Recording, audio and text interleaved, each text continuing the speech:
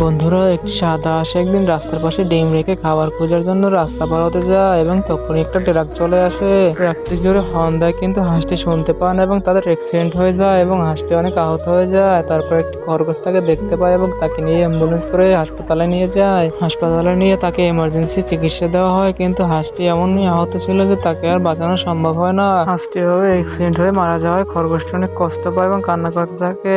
তারপর হাঁসটিকে শেষ বিদায় দিয়ে এসে চলে যায় হাঁসটির পেরে রাখা ডিমটির কাছে। তারপর সেই ডিমটিকে নিয়ে তার বাসায় চলে আসে এবং ডিমটিকে খুব যত্ন সহকারে তার বাসায় রাখে। রাতে একসাথে ঘুমিয়ে পড়ে এবং সকালে মচমচ করে শব্দ পায় আর তার ঘুম ভেঙে যায় এবং দেখতে পারে খুব সুন্দর একটি হাঁসের ফুটফুটে বাচ্চা হয়েছে। সে মনে মনে অনেক খুশি হয় এবং হাঁসটাকে কিছু লতা পাতা খেতে দেয়। তারপর তারা দুজনে খেলাধুলা করতে থাকে। এভাবেই হাঁসটির সাথে খরগোশের খুব ভালো একটি সম্পর্ক তৈরি হয় এবং খরগোশটি তাকে এমন ভাবে লালন পালন করে সে বুঝতেই পারে না তার বাবা অ্যাক্সিডেন্টে মারা গেছিল। তো বন্ধুরা,